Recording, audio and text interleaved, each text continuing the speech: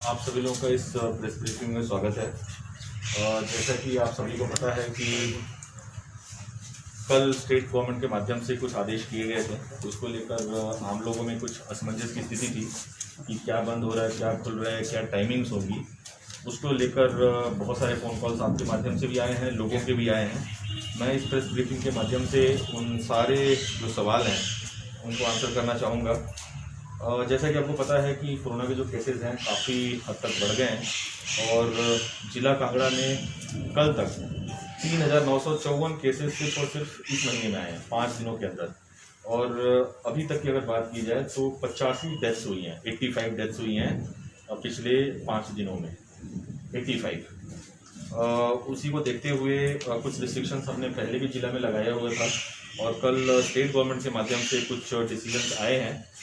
क्या क्या इसमें पिछले वाले से अंतर है, क्या एडिशन है, मैं वो आप लोगों को बताना चाहता हूँ ताकि इसको लेके क्लैरिटी रहे। इसको कोरोना कर्फ्यू का नाम दिया गया है और ये 6 बजे सुबह 7 मई से 6 बजे सुबह तक 17 मई तक ये रहेगा।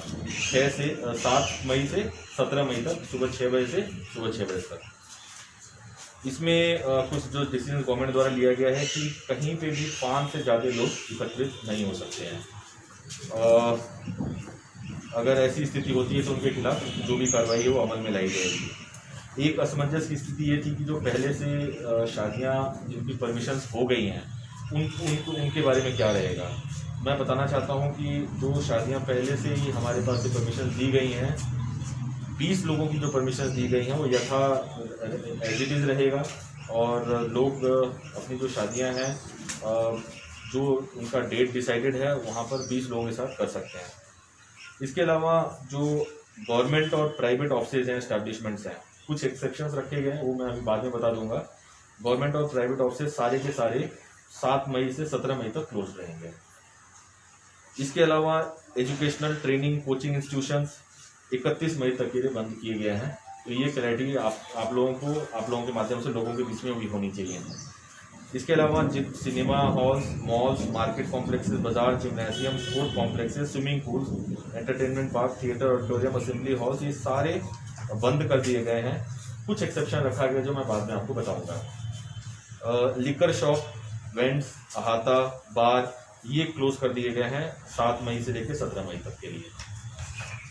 एक्सेप्शंस क्या क्या रखे गए हैं और क्या खुले रहेंगे उसके बारे में बता देता हूँ।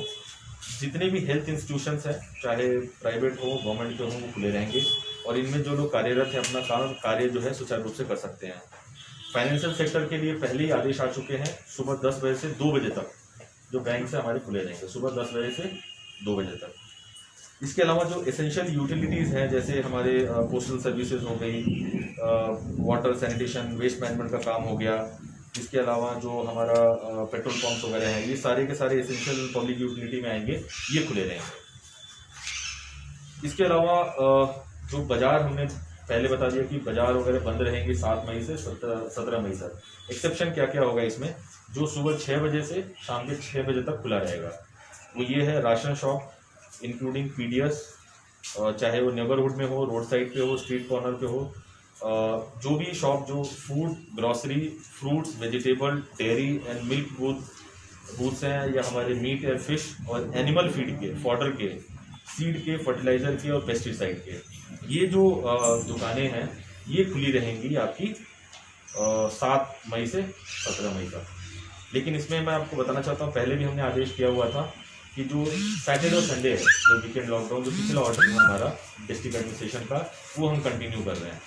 तो बेसिकली फ्राइडे तक, मंडे से फ्राइडे तक सिर्फ यही दुकानें हैं जो खुली रहेंगी सुबह 6 बजे से शाम के 6 बजे तक। इसमें मैं आपके माध्यम से, जो हमारे कुछ व्यापार मंडल हैं, उन्होंने खुद स्वतः फैसले लिए थे कि कहीं 2 बजे बंद करने के लिए, कहीं 3 बजे, कहीं 4 बजे, कहीं 5 बजे। तो मैं आज भी रिक्वेस्ट करूँगा आप लोगों के माध्यम से कि जो उन्होंने डिसीजन लिया था वो उसी हिसाब से आने वाले समय में कार्य करते रहें। ट्रांसपोर्टेशन को लेकर सरकार द्वारा ये फैसला लिया गया है कि जो हमारा पब्लिक ट्रांसपोर्ट है, चाहे इंटर स्टेट हो या इंट्रा स्टेट हो, 50% कैपेसिटी के साथ कार्य करेंगे। इसके अलावा जो एग्रीकल्चरल, हॉर्टिकल्चर और एनिमल हस्बेंड्री रिलेटेड एक्टिविटीज़ हैं पहले भी हमने जारी रखा था, इस आदेश के माध्यम से भी हम जारी रखेंगे। इंडस्ट्रीज़ को, जो एसेंशियल इंडस्ट्रीज़ थी हमारी जो चल रही थी पहले भी हमने जारी रखा था, अभी भी जारी रहेंगे। इसके अलावा जो पब्लिक कंस्ट्रक्शन है और प्राइवेट कंस्ट्रक्शन है, ये बहुत सारी क्वेरीज लोगों के माध्यम से आ रही थी कि क्या बंद हो जाएंगे। तो मैं आपको बताना चाहता हूँ कि जो भी गवर्नमेंट द्वारा बड़े हमारे प्रोजेक्ट चले हुए हैं या जो लोग अपने घरों का निर्माण कर रहे हैं, ये जो प्राइवेट कंस्ट्रक्शन है ये जारी रहेंगे। ऑफिसेज की बात जो की जा रही है, इसमें कुछ एक्सेप्शंस रखे गए हैं, उसके अलावा सारे ऑफिसेज को बंद कर दिया गया 7 से 17 मई तक। इसमें जैसे डिफेंस फोर्सेज के हैं, पुलिस, होमगार्ड, सिविल डिफेंस का जो है, डिस्ट्रिक्ट एडमिनिस्ट्रेशन और ट्रेजरी है, फॉरेस्ट है, इन सब को छोड़कर बाकी सारे जो हमारे डिपार्टमेंट्स हैं इनको बंद कर दिया गया। लेकिन इनके जो कार्य चल रहे हैं, जो फॉर एग्जांपल पीडब्ल्यूडी का डिपार्टमेंट है, उसका कार्य बाहर चल रहा है कोई, वो कार्य चलता रहेगा और जो सारे ऑफिसर्स हैं they will work from home. इसके अलावा जितने भी प्राइवेट ऑफिसेज हैं, offices in private, corporate and civil society sector shall be closed and such offices shall encourage work from home. तो सारे जो प्राइवेट ऑफिसेज हैं ये सारे क्लोज कर दिए गए। ये एडिशन है पिछले वाले जो हमने रिस्ट्रिक्शंस लगाए थे उससे। इसके अलावा जो बहुत सारी क्वेरीज आप लोगों के माध्यम से भी आ रही थी, लोग डायरेक्ट भी हमें कांटेक्ट कर रहे थे, जो इंटर स्टेट मूवमेंट है वो कैसे चलेगा। इंटर स्टेट मूवमेंट के लिए जो पिछला हमने ऑर्डर निकाला था वो एज इट इज चलेगा। उसमें 2-3 हमने कंडीशंस लगाई थी जो सरकार द्वारा हमें निर्देशित किया गया था। पहला कि जो लोग डायरेक्टली आना चाहते हैं, अगर उनके अंदर उनके पास 72 घंटे का RT-PCR तो डायरेक्ट एंट्री कर लेंगे। अगर नहीं है तो आने के बाद वो 7 दिन के लिए होम क्वारंटीन होंगे और उसके बाद उन्हें टेस्ट करवाना पड़ेगा। और अगर कोई 20 दिन पहले पॉजिटिव हुआ है या फिर उसने दोनों वैक्सीनेशन के डोज कंप्लीट कर लिए हैं तो वो एंट्री उसी हिसाब से स्मूथली कर सकता है। लेकिन सबको अगेन वही जो ई-पास का सिस्टम था पुराना, वही ई-पास के सिस्टम को बरकरार रखा गया। तो ये मेरे तरफ से था। बहुत सारी जो क्वेरीज थी हमने उन क्वेरीज को कवर कर दिया है।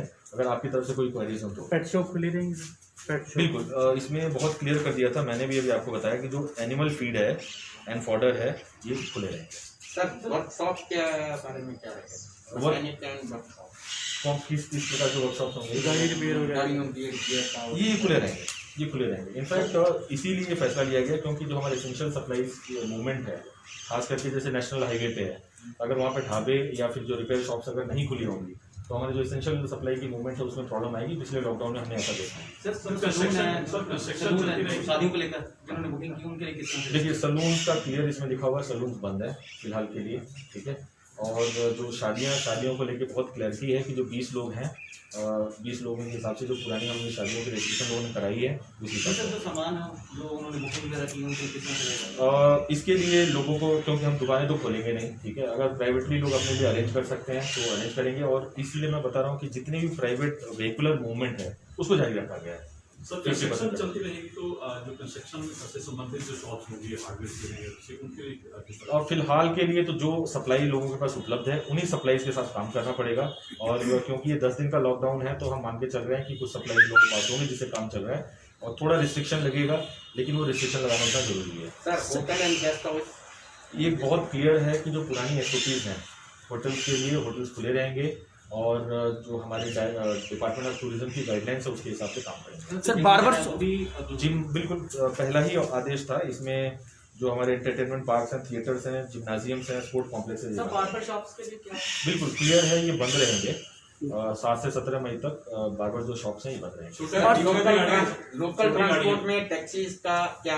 बिल्कुल लोकल ट्रांसपोर्ट के लिए भी बहुत क्लियर आदेश सरकार के माध्यम से आया है कि ये सुचारू रूप से चलते रहेंगे, लेकिन 50% जैसे 4 सीटर कार है तो 2 ही लोग बैठेंगे, 50% कैपेसिटी। बिल्कुल टैक्सीज भी चले रहेंगे।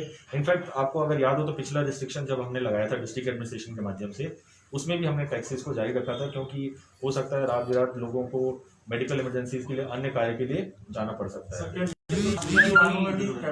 बिल्कुल 50% कैपेसिटी का सर पास वगैरह की जरूरत नहीं है? किसी भी प्रकार के पास की जरूरत नहीं, सिर्फ इंटर स्टेट जो मूवमेंट है उसके लिए ई-पास की जरूरत है जो मिल रहा है। लेकिन ऐसे में यदि किसी पास की जरूरत नहीं होगी तो लोग ऐसे फ्रीक्वेंटली मूवमेंट करते नहीं, इसके लिए बहुत आज अभी माननीय मुख्यमंत्री द्वारा आदेश भी किया गया है और पुलिस डिपार्टमेंट के माध्यम से भी आदेश जारी किए गए हैं।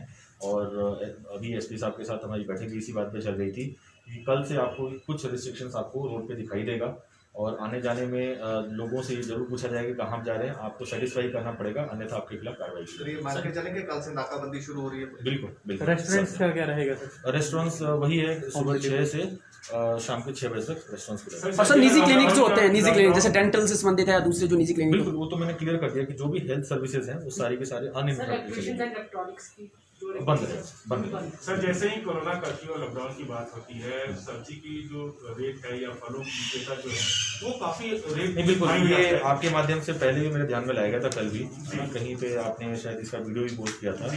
इसको भी हम चेक करने की कोशिश करेंगे और कल से इंश्योर करेंगे कि जो शॉप्स खुली हुई हैं उसी रेट पे दें जिस रेट पे। सर अभी भी शादियों की बात करूं मैं तो कुछ लोग जो है छुप के धामों का अरेंजमेंट कर रहे हैं। देखिए पिछले 2-3 दिनों में 2-3 FIRs भी हुई हैं जो हमारे सामने मामले आए हैं।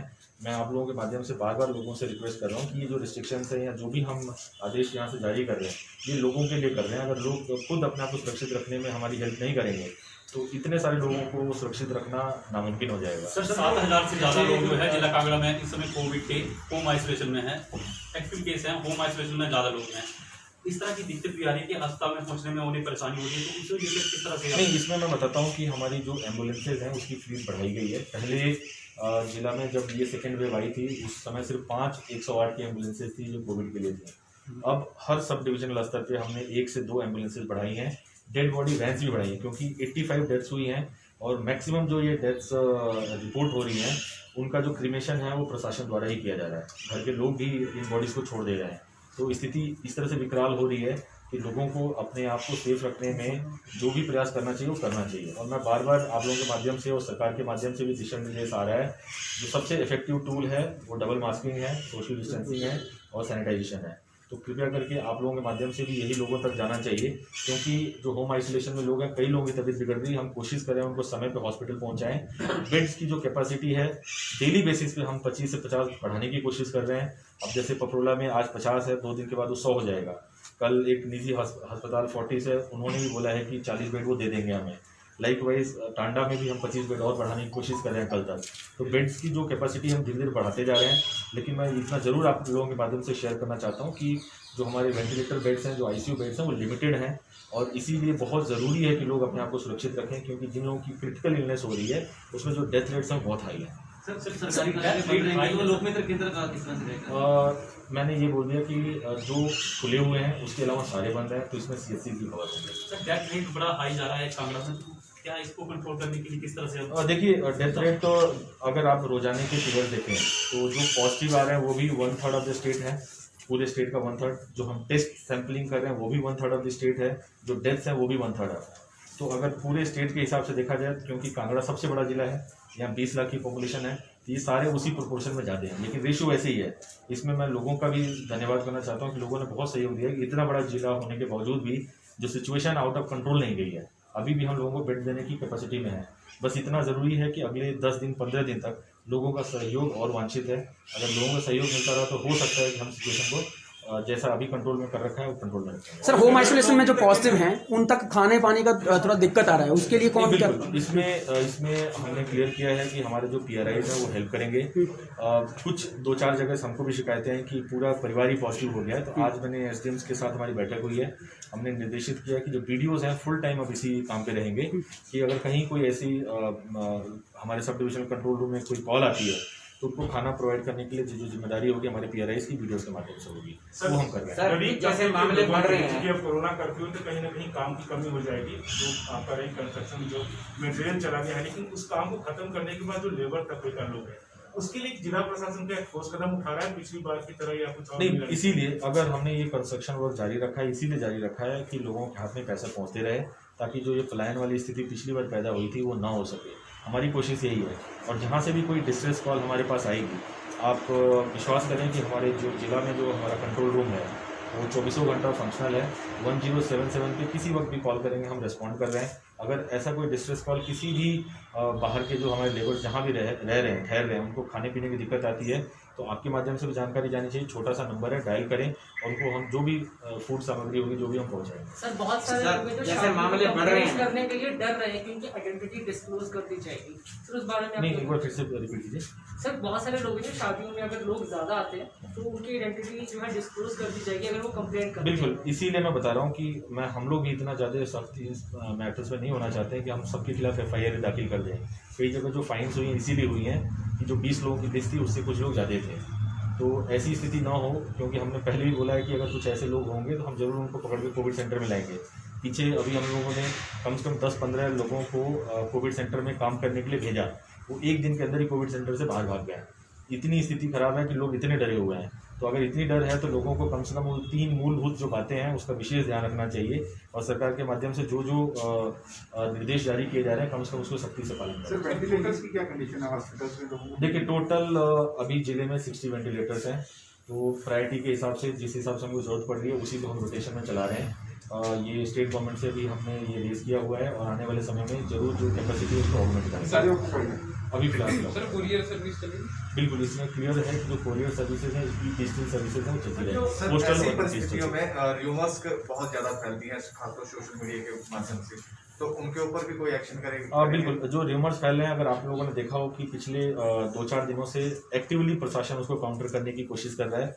मैं बार बार आपको बताना चाहता हूं कि कई ऐसे हमारे पेशेंट हैं जिनका सैचुरेशन 99 है, वो भी ऑक्सीजन डिमांड कर रहे हैं। तो ऐसे में उनको ज़रूरत नहीं है ऑक्सीजन की और उनको एक्स्ट्रा ऑक्सीजन देंगे तो उनको लंग्स को अफेक्ट करता है ये।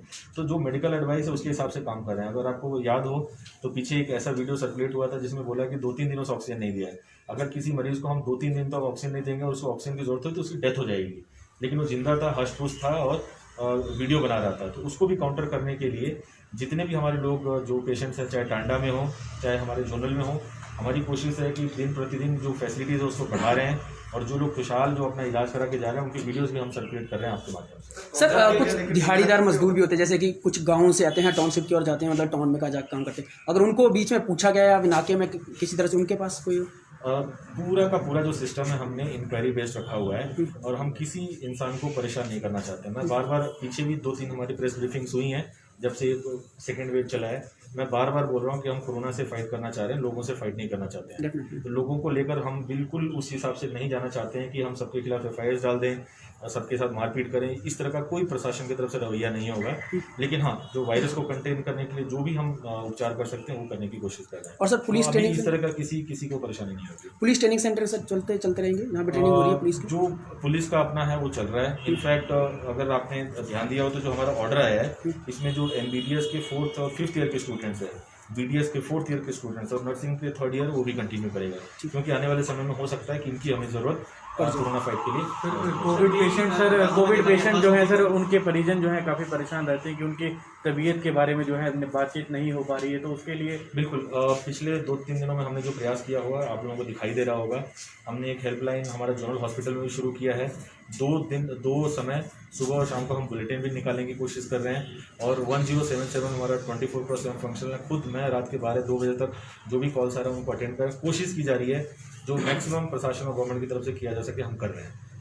सब्जी और फलों की दुकान है सर, अक्सर देखा गया वो दुगने दामों पर बेच रहे हैं और बिल्कुल ये प्रश्न पहले आ चुका है और इसकी जो चेकिंग है क्योंकि कल से एक तरह से थोड़ा रिस्ट्रिक्शंस और बढ़ रहे हैं कोरोना कर्फ्यू के अंतर्गत, तो इसको हम चेकिंग अब दोबारा शुरू करेंगे। सर जो रिपोर्ट जो है वो 4-5 दिन के गैप के बाद आ रही है, ऐसे बिल्कुल ये बिल्कुल सही आपने बोला है कि बहुत सारी जो हमारी रिपोर्ट्स हैं 4 या 5 दिनों के बाद आ रही हैं। ये स्टेट गवर्नमेंट को ये पता है और स्टेट गवर्नमेंट के माध्यम से जो लैब्स हैं उनको बढ़ाने की कोशिश हो रही है।